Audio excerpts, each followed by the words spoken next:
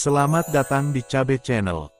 Jangan lupa subscribe dan nyalakan notifikasi agar tidak ketinggalan update konten dari channel ini dan kami makin semangat.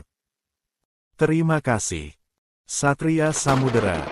Buku 4. Perkawinan Setan. Bab 14. Pertarungan antara Baskara melawan kelompok Jatman sudah berlangsung selama 30 tarikan napas. Pada saat ini, kedua pihak sudah bertukar belasan gerakan, dan belum ada satupun yang jatuh. Gila, apa tadi orang itu bilang bahwa dia adalah seorang senopati? Kata seseorang di bangku penonton. Benar, kalau tidak salah, senopati Lodaya. Bukankah itu berarti dia termasuk salah satu petinggi militer kerajaan? Timpal kawannya di sebelah. Orang yang pertama bicara tadi mengangguk, benar. Selama ini, kita tak punya masalah dengan kerajaan manapun. Kalau kita bekerja sama dengan Lodaya, bukankah itu artinya kita menyinggung pihak sulih mati? Kawannya tadi menggaruk kepala, entahlah. Aku tak mengerti politik, kita ikuti saja arahan bos. Dan hei, lihat, ada dua orang yang terjatuh. Dari tengah arena, dua anak buah Jatman terpental karena tendangan Baskara. Tak hanya itu, setelah melepas dua tendangan, tubuh Baskara meliuk ke kanan, dan menggunakan telapak tangannya untuk menepuk dada dua orang lagi. Des. Dua orang segera terpental lagi hingga keluar arena. Setelah menjatuhkan 4 orang, Baskara melompat mundur 1 kali, dan mendarat mulus 3 tombak di depan Jatman dan kawan-kawan. Ketua, kalau seperti ini terus, satu persatu kita akan ditendang keluar olehnya. Kata seseorang pada Jatman. Jatman mengangguk, kalau begitu, serang dengan pukulan tenaga dalam bersama-sama. Baik, jawab semuanya serempak. Kemudian, keenam orang ini memusatkan tenaga dalam mereka. 3 tarikan napas kemudian, semuanya menghempaskan tangan kanan. Wus! 6 rangkum sinar panas berwarna putih melesat ke arah Baskara. Woi, ini serius. Jatman dan kawan-kawan ingin cepat menghabisi lawan. Kata seseorang di bangku penonton. Melihat serangan ini, Baskara menarik napas dalam. Ia segera memasang kuda-kuda, menggerakkan telapak tangan kanan dengan pola tertentu, lalu menebas ke depan. Wus! Selarik sinar berbentuk api berwarna biru melesat ke depan. Api biru milik Baskara bergerak liar dan dengan cepat menghantam laju sinar putih yang dilepaskan lawan. Duar! Sebuah ledakan besar terdengar menggelegar dan mengguncang arena. Pada saat yang bersamaan, asap hitam langsung mengepul, menghalangi pandangan mata. Sial, apa yang terjadi sekarang? Aku tak bisa melihat apa-apa. Rutuk seorang penonton. Aku sekilas dapat menangkap ada bayangan. Tapi tidak jelas apa itu, seorang yang lain ikut berkata. Setelah beberapa lama, asap hitam yang mengembang akhirnya hilang. Pada saat ini, semua orang terkejut. Bagaimana tidak, di tengah lapangan, tampak satu sosok yang berdiri dengan tegak, dan orang itu adalah Baskara. Adapun Jatman dan kelompoknya terlihat sedang berlutut sambil memegang dada. Garis merah merekah di ujung bibir mereka. Seperti yang diharapkan, Senopati, kami mengaku kalah, ujar Jatman dengan sikap kesatria. Baskara mengangguk dan tak berkomentar apa-apa. Ia masih berdiri di tengah lapangan dan menatap ke arah Jalamambang. Baiklah, regu kedua, segera masuk. Suara Jalamambang keras. Seiring dengan berakhirnya perintah, sekelompok orang melesat ke atas arena. Jumlahnya sama dengan yang pertama, 10 orang. Saya Joko Sembur, Ketua Regu Perintis 2. Mohon bimbingan Tuan, kata Ketua Regu dengan menangkupkan tangan. Tak seperti Jatman, orang ini terlihat berbadan tinggi menjulang, namun agak kurus. Wajahnya tirus dengan mata yang tajam. Baskara menangkupkan tangan, Saudara Joko Sembur, jangan sungkan. Usai berkata, Baskara mengambil inisiatif menyerang. Bayangannya berkelebat dan dalam waktu singkat, ia telah berada di hadapan Joko Sembur. Telapak tangan Baskara mengarah ke dada lawan. Wus! Joko Sembur dengan sigap melompat mundur untuk menghindari serangan. Bersamaan dengan itu, keempat kawannya bergerak menghalangi Baskara dari kanan dan kiri. Wut! Wut! Dua tinju bergerak menyergap gerakan Baskara dari dua sisi. Melihat serangan ini, Baskara menekuk kedua tangan. Bletak! Bletak! Dua tinju lawan berhasil diblokir. Tak ingin membuang waktu, Baskara menggeser badan ke kiri dan melesat dengan tendangan lutut mengincar seseorang. Duak! Tendangan ini menghantam telak, orang ini langsung terpental keluar arena. Hei! Gerakan seperti apa itu? Aku tak sempat melihatnya, seru seorang penonton. Sial, orang yang menjadi senopati ini ternyata sangat kuat. Bagaimana jika kita kalah? Timpal kawannya di sebelah. Pada saat diskusi tengah terjadi, di arena, Baskara dan kelompok Joko Sembur tengah terlibat pertarungan sengit. Harus diakui, kelompok ini lebih kuat dari yang pertama. Dalam beberapa kesempatan, pukulan lawan ada yang mendarat pada beberapa bagian tubuh Baskara. Duar! Ledakan besar terjadi lagi. Pada saat ini, Baskara terlihat menyilangkan tangan dan tersurut mundur sejauh 5 langkah. Rupanya ia baru saja menahan pukulan jarak jauh yang dilepaskan oleh Joko Sembur dan anggotanya. Saudara Joko Sembur, kelompokmu sangat kuat dan kompak. Berapa lama yang dibutuhkan untuk membuat koordinasi serangan seperti ini? Tanya Baskara sambil mengibas pakaiannya yang penuh debu. Joko Sembur menjawab dengan sopan, kami sudah bertempur bersama sejak 5 tahun yang lalu. Jadi kami sudah saling memahami dan mampu saling menutupi. Mendengar itu, Baskara mengangguk. Kerja bagus. Jika ini ujian resmi militer Lodaya, kemampuanmu memimpin regu sudah cukup untuk posisi seorang Wedana. Joko Sembur memicingkan mata, hanya seorang Wedana. Sebaiknya Anda berhati-hati. Jika tidak, pertarungan Anda dan bawahan Anda yang berbaju biru itu akan berhenti di tangan grup kami. Mendengar ini Baskara tersenyum dingin. Ia menggerakkan tangan dengan pola tertentu dan memasang kuda-kuda. Tiba-tiba, des, des, des. Muncul bola-bola api berwarna biru sebesar buah kelapa. Bola-bola api itu muncul satu persatu sebanyak 7 kali, lalu membentuk sebuah lingkaran yang berputar pelan mengelilingi tubuh Baskara. Hei, lihat bagaimana cara api biru itu muncul. Seperti sihir, komentar seorang penonton sambil menunjuk. Apa yang mau dilakukan oleh senopati itu? Seseorang yang lain bertanya-tanya. Di arena, Joko Sembur memperhatikan gerakan Baskara dengan penuh waspada. Ia melihat bahwa Baskara tiba-tiba menggerakkan telapak tangan ke depan. Wus, wus. Bola api berwarna biru itu melesat ke arah Joko Sembur dan kelompoknya. Kecepatannya luar biasa. Namun, kira-kira 2 kaki lagi Joko Sembur dan rekannya terhantam. Baskara menggerakkan 2 jarinya ke atas. Tiba-tiba, bola-bola api yang tadinya bergerak lurus jadi menghentak, menyamping dan mencelat ke berbagai arah. Aneh, mengapa dia malah merubah arah serangan?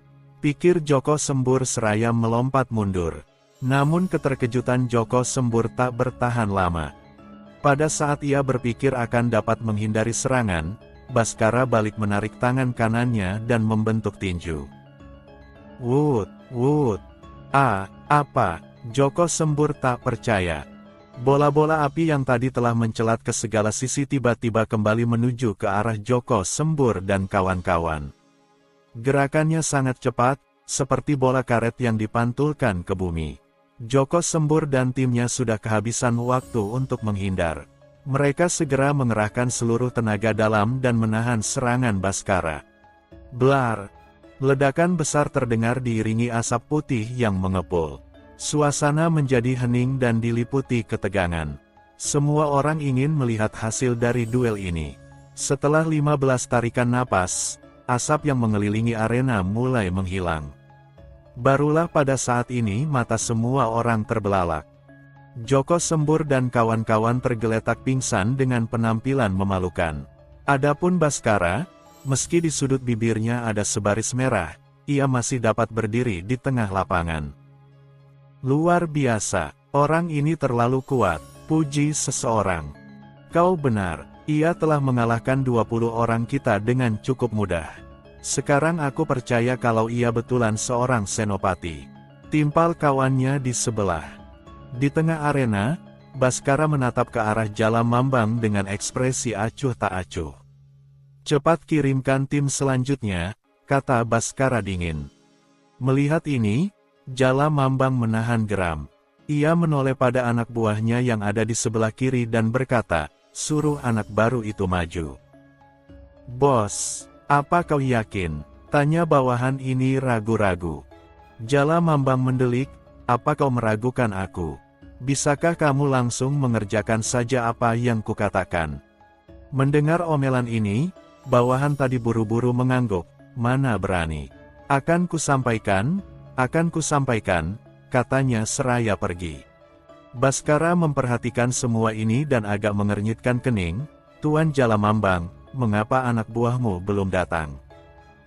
Jalamambang mendengus, jangan tak sabar untuk kalah. Lawanmu selanjutnya bukan orang yang sederhana. Sebaiknya kau manfaatkan waktu untuk mengobati dirimu sendiri. Kau sudah mengalami luka dalam saat ini. Baskara masih menatap Jalamambang dengan tanpa ekspresi dan menanti dengan sabar.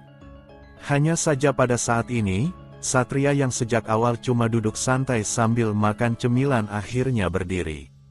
Di bawah kursinya ada setumpuk kulit kacang yang tak beraturan. Baskara, gantian, sekarang giliranku, kata pemuda berbaju biru itu sambil meregangkan tubuh. Mendengar itu, Baskara hanya mendengus dan berjalan ke samping. Namun, baru 4 langkah, Joko Sembur yang rupanya masih tersadar berusaha bangun dan berkata lirih. Tuan Senopati, lawan setelah ini adalah salah satu dari 4 anggota terkuat teratai air. Menilik pada kekuatanmu, kurasa kau akan seimbang bila bertarung melawannya. Apa kau yakin ingin menyerahkan urusan ini pada bawahanmu itu? Mendengar nasihat Joko Sembur, Baskara menyeringai, apa yang kau katakan tadi? Lalu Senopati Lodaya ini mendekati Joko Sembur dan berbisik. Asal kau tahu, pemuda berbaju biru itu bukan bawahanku. Justru, posisinya dalam militer adalah 5 tingkat di atasku. Dia wakil panglima tertinggi. Adapun kekuatannya, jika ia serius, aku tak akan bertahan lebih dari 5 jurus melawannya. Jadi kupikir, yang sial adalah kawanmu itu, kan? Baskara menepuk pundak Joko Sembur 2 kali dan ngeloyor pergi. Mendengar ucapan Baskara, untuk sesaat Joko Sembur tak bisa berbicara. Apa ia ada orang dengan kekuatan seperti itu? Apakah pemuda ini betul-betul seorang wakil panglima tertinggi? Adapun kekuatannya, mungkinkah Baskara hanya menakut-nakuti? Joko Sembur melirik pada satria. Ia juga penasaran dengan eksistensi dari salah satu perwira puncak Lodaya itu. Namun, apa yang dilihatnya saat ini agak di luar dugaan. Satria dan Baskara terlibat adu mulut di samping arena. Baskara mencak-mencak karena satria telah menghabiskan semua kacang rebus yang ada di piring. Sialan, aku berjibaku di arena, dan semua cemilan kau habiskan. Satria mengibaskan tangan dengan santai, tenang saja. Aku yakin bos besar itu masih punya banyak simpanan. Asal kamu meminta, mereka pasti menyuguhkan. Toh orang-orang ini meskipun dari luar terlihat barbar, sebenarnya mereka sangat bermoral. Betul, kan? Kata Satria sambil melambai pada Jalamambang. Mendengar ucapan Satria, ujung bibir Jalamambang kembali berkedut. Kedua bajingan ini sudah menghabiskan suguhan di ruangan pribadinya, dan sekarang masih menuntut suguhan lain lagi. Betul-betul tak tahu diri, kan? Bos, bagaimana ini? Tanya seorang bawahan melihat Jalamambang terpaku. Uhuk. Jalamambang terbatuk 2 kali lalu memberi perintah. Suguhkan kacang rebus, irisan bengkoang dan sukun goreng untuk tamu kita ini. Siap, bos. Aku akan mengambil semua itu dari jatah pribadimu, jawab bawahan ini penuh semangat. Saat bawahan ini hendak berbalik, Baskara tiba-tiba bersuara. Tunggu, apa kau tak repot menyediakan semua itu? Mendengar ucapan Baskara, mata Jalamambang berbinar. Akhirnya, batin Jalamambang. Akhirnya ada juga orang yang masuk akal. Sungguh layak menjadi seorang senopati. Tentu saja semua pesanan ini merepotkan. Bahkan tidak patut, kan? Bukankah tamu seharusnya tidak bersikap keterlaluan? Tuan, apa maksudmu? Tanya bawahan itu tak mengerti pada Baskara.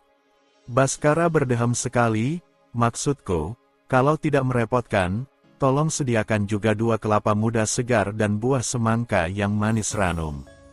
Ditambah ayam bakar juga boleh, jangan lupa sambal dadaknya. Kebetulan aku lapar setelah tadi bertarung 2 ronde. Mendengar kalimat lanjutan Baskara, raut wajah Jalamambang jadi menghitam. Ini bukan manusia, tapi anjing, kan? Bukannya mengevaluasi diri, dia malah memesan hal yang lain lagi. Kalau bukan anjing, lalu apa namanya? Kau membuatku malu, kata Satria sambil geleng-geleng kepala. Baskara mengibaskan tangan, omong kosong apa ini? Aku kan belajar darimu, katanya sambil duduk santai dan menyeruput teh. Bos, bagaimana ini? Apakah kita akan menyuguhkan semua yang ia minta? Bawahan tadi bertanya kembali. Uhuk. Jalamambang kembali terbatuk. Ya, suguhkan semua. Lakukan apapun yang perlu untuk memenuhi pesanan 2 tamu kita. Baik bos. Kalau begitu aku akan memotong ayam hutan yang tempo hari kamu pelihara. Soalnya kita sudah kehabisan ayam potong. Hari ini belum sempat belanja. Kata bawahan itu mantap. Uhuk. Jalamambang terbatuk lagi mendengar ayam peliharaannya harus dipotong untuk dimakan oleh 2 bajingan di depannya. Hatinya terasa sangat perih dan tak rela. Oh ya, bos. Kulihat kau hari ini banyak batuk. Apakah perlu kubawakan obat? Bawahan tadi bertanya lagi penuh perhatian. Jalamambang melotot. Batuk. Siapa yang sakit batuk? Ayahmu batuk? Ibumu batuk? Semua anggota keluargamu terkena batuk. Mengapa kau ini banyak bicara? Cepat pergi sebelum kutendang pantat baumu itu. Melihat amukan Jalamambang, bawahan tadi langsung melarikan diri. Tepat pada saat ini, tiba-tiba arena menjadi sangat ramai. Sorakan dan teriakan penuh semangat terdengar membahana. Akhirnya, ia ikut turun ke arena.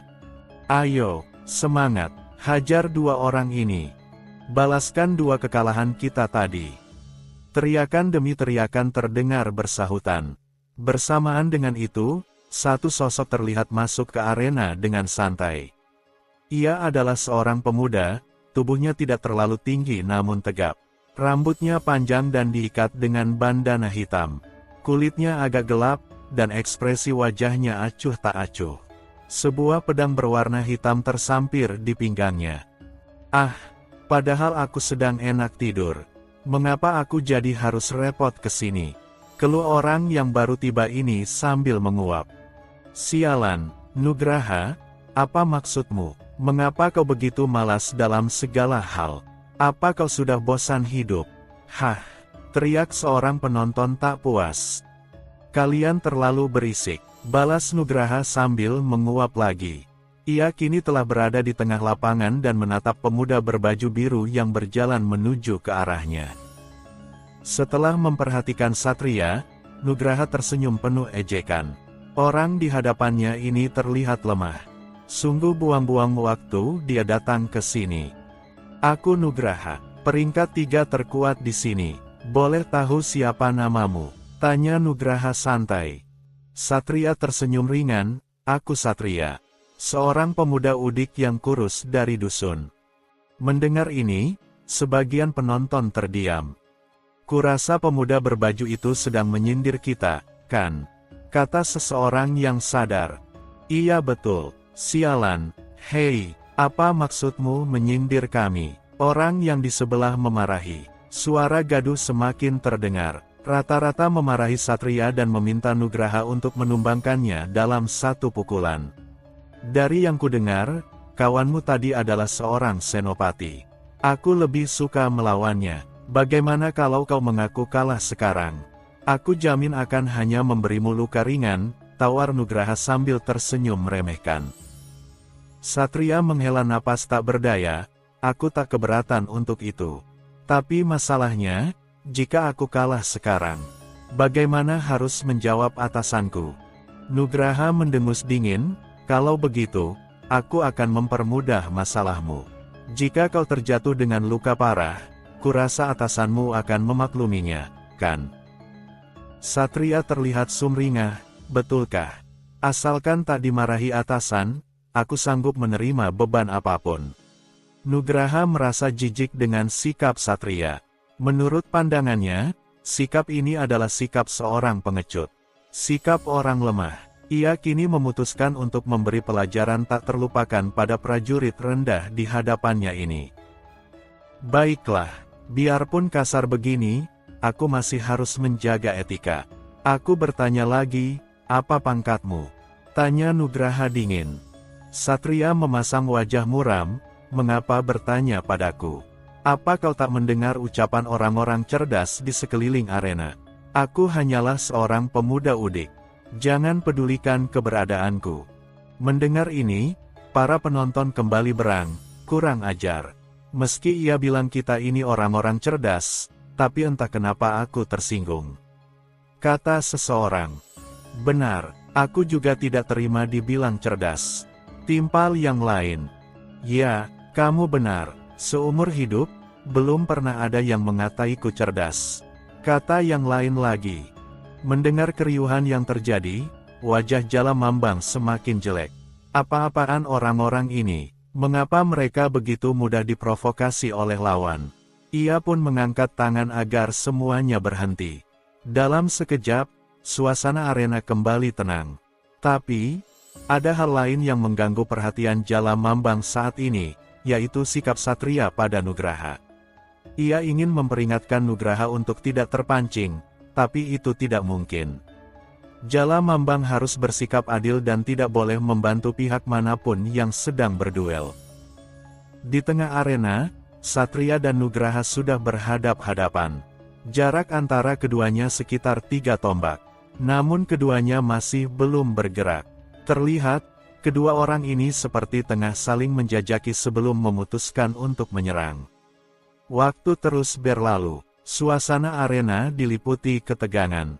Hei, apa ini? Kenapa belum mulai? Satu suara memecah keheningan. Jalamambang menoleh dan melihat bahwa yang berbicara barusan adalah Baskara.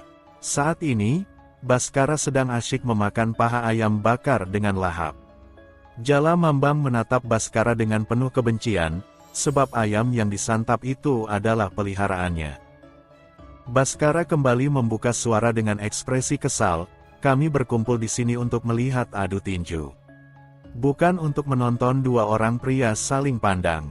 Itu terlalu menjijikkan. Satria yang mendengar omelan ini melirik sebal pada Baskara. Pada saat itulah, entah sejak kapan, bayangan Nugraha tiba-tiba berkedip dan telah berada di depan Satria dengan pedang terhunus mengincar dada. Saat berhadapan denganku, beraninya kau mengalihkan pandangan, kata Nugraha dingin seraya menebas. Semua orang terbelalak melihat kecepatan Nugraha. Padahal jarak antara dia dengan Satria ada sekitar 3 tombak. Dalam sekejap mata, pedangnya sudah sejengkal lagi menebas lawan. Namun kejadian selanjutnya lebih membuat penonton terbelalak. Entah bagaimana, bayangan Satria tiba-tiba berkedip, dan dalam sekejap, ia telah berada di sisi kanan Nugraha sambil melayangkan tendangan lutut. Duak! Lutut Satria menghantam perut Nugraha dengan telak. Nugraha langsung terbungkuk memegangi perutnya. Dan, bruk! Tubuhnya jatuh ke depan dan tak bergerak lagi. Kau pikir dengan menyerangku diam-diam akan berguna? Kau terlalu meremehkanku, desah Satria sambil menggelengkan kepala. Melihat kejadian ini, semua penonton tak ada yang bersuara. Ini terlalu tiba-tiba. Nugraha dijatuhkan dalam sekali pukul. Jika mereka tak melihatnya langsung, maka tak ada yang akan percaya. Ternyata kekuatan Nugraha selama ini terlalu dilebih-lebihkan. Tidak, bukan Nugraha yang terlalu lemah. Tapi pemuda tengik ini yang terlalu kuat. Apa betul dia anak buah Senopati Baskara tadi?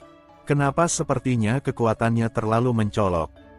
Joko Sembur yang melihat dari sisi lapangan juga ternganga. Gila, ini terlalu gila, kan? Orang ini bukan manusia biasa.